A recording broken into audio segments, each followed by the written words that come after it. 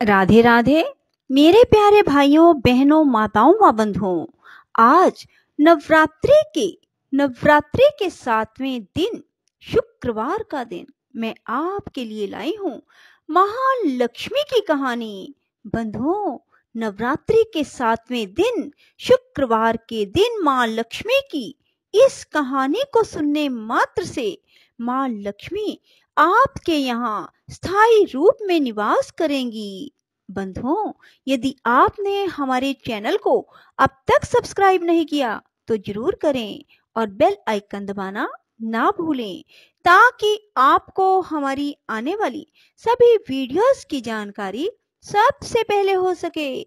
बंधुओं, वीडियो को पूरी सुनने के बाद कमेंट बॉक्स में जय माँ महालक्ष्मी जरूर लिखें। बोलो माँ महालक्ष्मी की जय हो।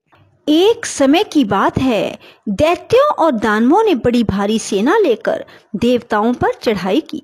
उस युद्ध में दैत्यों के सामने देवता परास्त हो गए। तब इंद्र आदि संपूर्ण देवता अग्नि को आगे करके ब्रह्मा जी की शरण में गए। वहां उन्होंने अपना सारा हाल ठीक ठीक कह सुनाया। ब्रह्मा जी ने कहा, तुम लोग मेरे साथ भगवान की शरण में चलो। यह कहकर वे संपूर्ण देवताओं को साथ ले क्षीर सागर के उत्तर तट पर गए और भगवान वासुदेव को संबोधित करके बोले, विष्णु शीघ्र उठिए, इन देवताओं का कल्याण कीजिए। आपकी सहायता ना मिलने से दानव इन्हें बारंबार परास्त करते हैं। उनके ऐसा कहने पर कमल के समान नेत्र वाले भगवान अंतर्यामी पुरुषोत्तम ने देवताओं के शरीर की अपूर्व अवस्था देखकर कहा, देवगण मैं तुम्हारे तेज की वृद्धि करूंगा। मैं जो उपाय बतलाता हूँ तुम लोग सुनो। दैत्यों के साथ मिलकर सब प्रकार की औषधियां ले आओ और उन्हें क्षीर सागर में डाल दो। फिर मंदराचल को मधानी और वासुकी नाग को रेती बनाकर समुद्र का मंथन करते हुए उससे अमृत निकालो। इस कार्य में मैं तुम लोगों की सहायता करूंगा। समुद्र का मंथन करने पर जो अमृत निकलेगा उसका पान करने से तुम लोग बलवान और अमर हो जाओगे। देवादिदेव भगवान के ऐसा कहने पर संपूर्ण देवता दैत्यों के साथ संधि करके अमृत निकालने के यत्न में लग गए। देव, दानव और दैत्य सब मिलकर सब प्रकार की औषधियां ले आए और उन्हें क्षीर सागर में डालकर मंदराचल को मधानी और वासुकी नाग को नेति बनाकर बड़े वेग से मंथन करने लगे। भगवान विष्णु की प्रेरणा से सब देवता एक साथ रहकर वासुकी की पूंछ की ओर गए और दैत्य को उन्होंने वासुकी के सिर की ओर खड़ा कर दिया। भीष्म जी वासुकी के मुख की सांस और विषम अग्नि से झुलस जाने के कारण सब दैत्य निस्तेज हो गए।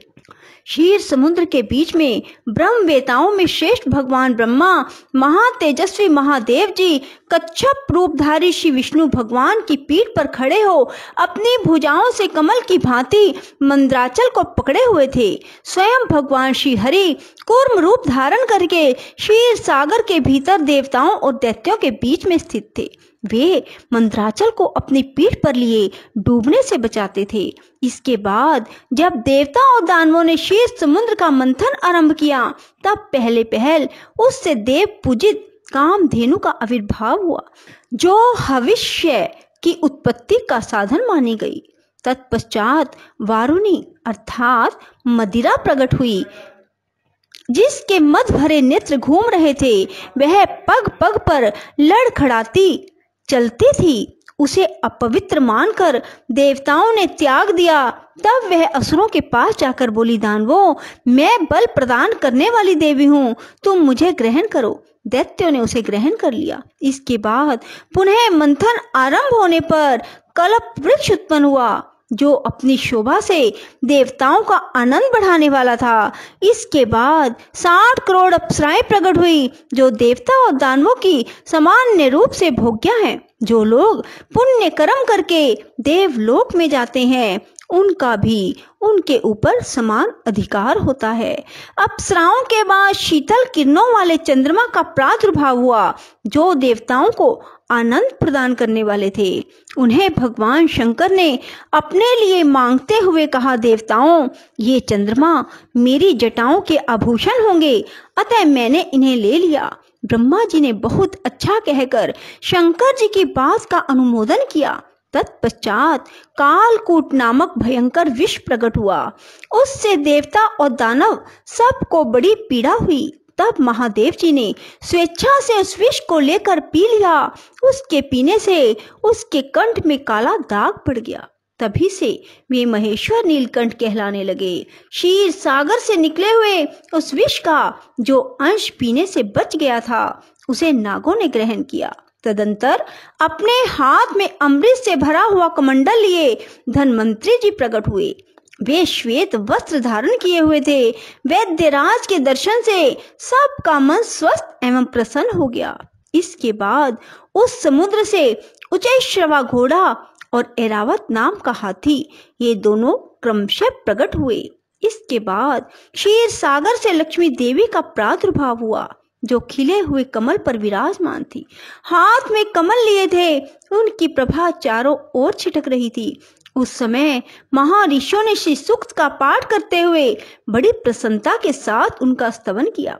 साक्षात क्षीर समुंदर ने प्रकट होकर लक्ष्मी जी को एक सुंदर माला भेंट की, जिसके कमल कभी मुरझाते नहीं थे।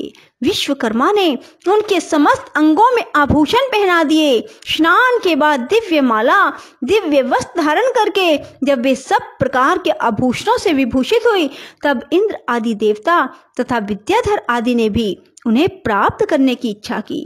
तब ब्रह्मा जी ने भगवान विष्णु से कहा, वसुदेव, मेरे द्वारा दी हुई इस लक्ष्मी देवी को आप ही ग्रहण करें। मैंने देवताओं और दानवों को मना कर दिया है, वह इन्हें पाने की इच्छा नहीं करेंगे। आपने जो स्थिरता पूर्वक इस समुद्र मंथन के कार्य को संपन्न किया है, इससे आप पर मैं बहुत संतुष्ट हूँ। यूं कहकर ब्रह्मा जी लक्ष्मी जी से बोले, देवी, तुम भगवान केशव के पास जाओ। मेरे दिए हुए पति को पाकर अनंत वर्षों तक आनंद का उपभोग करो। ब्रह्मा जी के ऐसा कहने पर देवताओं के देखते देखते श्री हरि के वक्ष स्थल में चली गई और भगवान से बोली, देव, आप कभी मेरा परित्याग ना करें। संपूर्ण जगत के प्रियतम, मैं सदा आपके आदेश का पालन करती हुई आपके वक्ष स्थल में निवास करूंगी। यह कहकर लक्ष्मी जी ने कृपा पूर्ण दृष्टि से देवताओं की ओर देखा। इससे उन्हें बड़ी प्रसन्नता हुई। इधर लक्ष्मी से परित्यक्त होने पर दैत्यों को बड़ा उद्वेग हुआ। उन्होंने झपट कर धन्वंतरी के हाथ से अमृत का पात्र छीन लिया। तब विष्णु ने माया से सुंदरी स्त्री का रूप धारण करके दैत्यों को लुभाया और उनके निकट जाकर कहा, यह अमृत का कमंडल मुझे दे दो। उस त्रिभुवन सुंदरी रूपवती नारी को देखकर दैत्यों का चित्त काम के वशीभूत हो गया। उन्होंने चुपचाप वह अमृत उस सुंदरी के हाथ में दे दिया और स्वयं उसका मुंह ताकने लगे। दानवों से अमृत लेकर भगवान ने देवताओं को दे दिया और इंद्र आदि देवता तत्काल उस अमृत को पी गए। यह देख दैत्यगण भांति भांति के अस्त्र और तलवारें हाथ में लेकर देवताओं पर टूट पड़े, परंतु देवता अमृत पीकर बलवान हो चुके थे। उन्होंने दैत्य सेना को परास्त कर दिया। देवताओं की मार पड़ने पर दैत्यों ने भागकर चारों दिशाओं की शरण ली और कितने ही पाताल में घुस गए। तब संपूर्ण देवता आनंद मगन हो शंख चक्र गदा धारण करने वाले भगवान श्री विष्णु को प्रणाम करके स्वर्ग लोक को चले गए। बोलो विष्णु भगवान की जय, लक्ष्मी माता की जय। राधे राधे, जय श्री कृष्णा। बंधुओं, यदि आपको हमारी वीडियो पसंद आए तो इसे लाइक करें और शेयर भी जरूर करें। धन्यवाद।